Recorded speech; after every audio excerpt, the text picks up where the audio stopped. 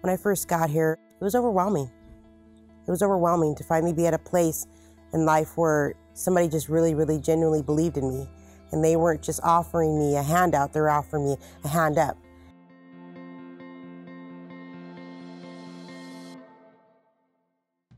We didn't wake up one day and like, hey, I just want to be homeless with my kids.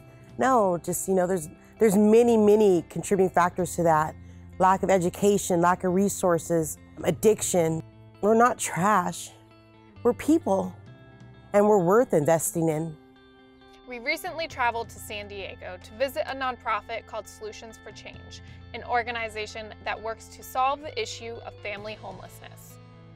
San Diego has one of the highest homeless populations nationwide, and although this organization has been hugely successful in this mission, under regulations imposed by the Obama administration, they were forced to decide between maintaining their drug-free policy, which is really central to how their program works, or maintaining the thousands of dollars it had been receiving in government assistance.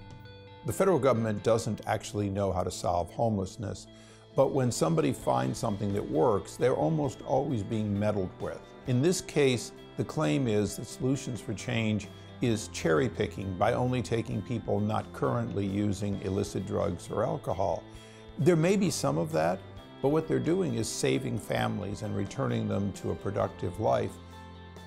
We have 240 families trying to get in this place right now, and right 3 miles from here, I had to shut down our intake center because they required housing first policies at the shelter.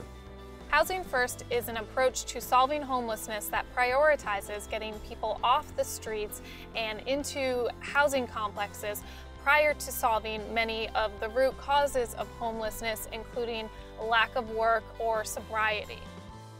One of the reasons why Housing First can't work is when you just isolate people, you put them behind a door, these folks need a community. So when they're surrounded by other sober people, we have hundreds of hours of classes here, and they're working and they're supporting each other, and you really see them empowered. You really saw that with Teena. Here I am, a mom, doing what I'm supposed to do, and the thought of somebody just being my neighbor and using drugs and alcohol, before long I would be joining them. And I know it's a choice, but I shouldn't have to be forced to live next to them. And it's not just me. What about my kids? What about my neighbor's kids? The idea that the Obama administration had that you had to take people currently consuming drugs or alcohol might work in some places where they're just housing, but when you're housing families and children, you can't have somebody shooting up next door. And so they made a decision to turn that down. I've made a decision to change that policy. Where do you think you would be today had you not found Solutions? If I had not came to Solutions, this could have been my daughter's story. And that just scares me.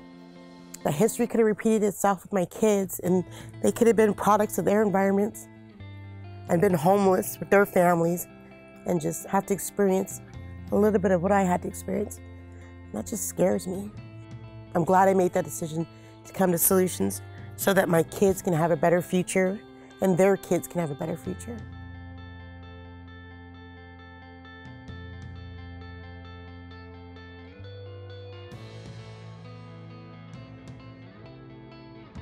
I said I wasn't gonna cry.